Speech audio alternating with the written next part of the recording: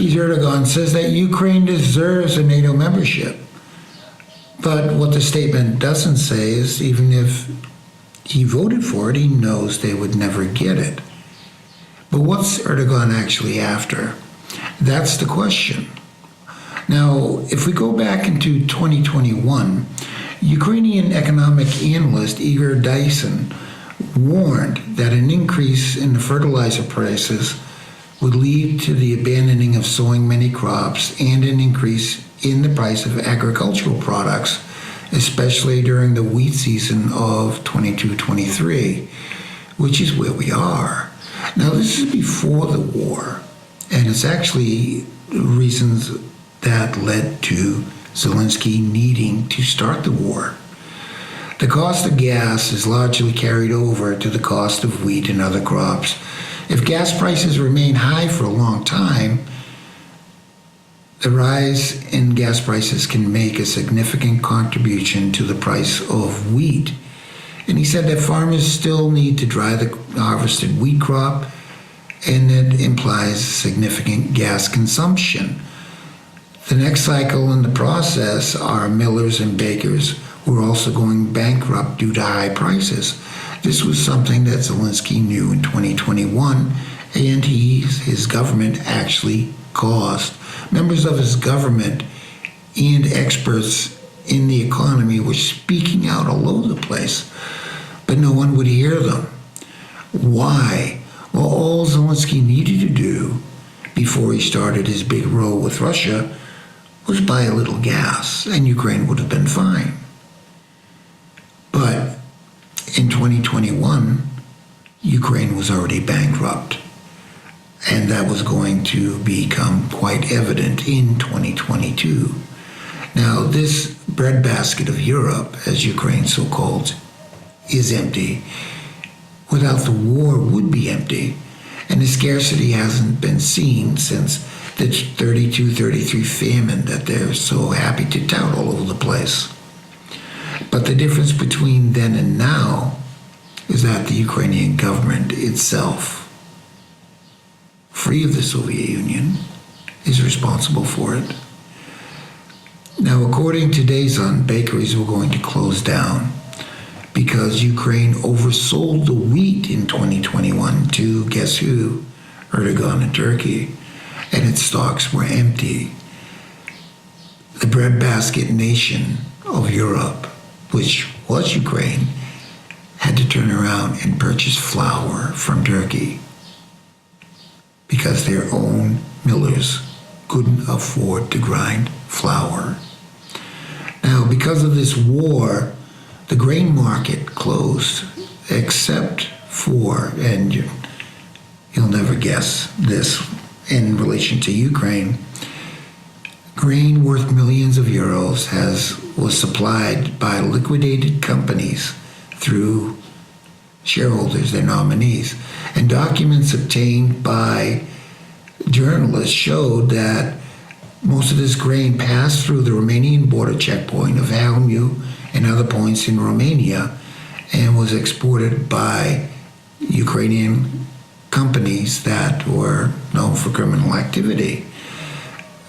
They've been investigated, and their non-payment of taxes alone could amount to at least $140 million. That's dollars. Now, because Zelensky didn't buy the gas and he ruined his farmers, Erdogan needed to renegotiate both grain and energy purchases, and he finally had the room to do it. Hence, Ukraine deserves to be in NATO. Turkey's cheap domestic energy is supplied by Russia and has been.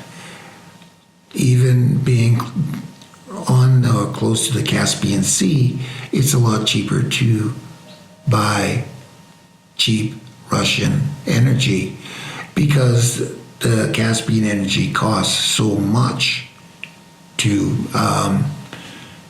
refine, to actually just get the gas and oil out of the water.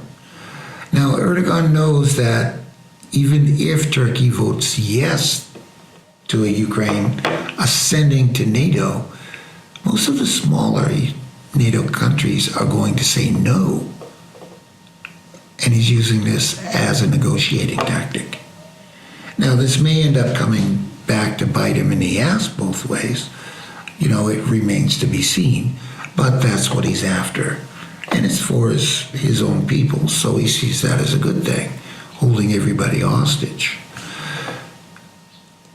The smaller members of NATO do not want to go to war knowing that Ukraine started this conflict.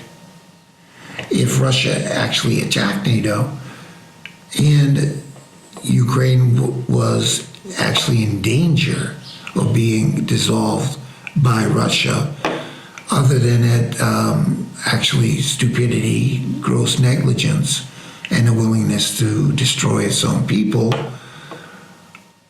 they're not willing to put their own people into the conflict, bring their own cities and land under fire for a country that misbehaves as much as Ukraine. Now, you need a unanimous vote to get NATO membership. So Ukraine was out to begin with. Now, let's say that this war hadn't happened yet. Let's say that by some stroke, Ukraine had managed to pull off this part of it, this piece of the puzzle before forcing the conflict to begin. Would Ukraine be a NATO member? Would they qualify? The answer is no. Ukraine's own economists, its government, members of Zelensky's government, his own advisors, spoke up about him bankrupting the country in 2021. It was a done deal already. It was done. You have to have a growing economy to join NATO. You have to have solid borders to join NATO. Now, let's say 2014 hadn't happened and Ukraine wanted to join NATO. Would it be possible under the pre-2014 borders? The answer is no. Ukraine never ratified its northern borders or eastern borders, only its western borders.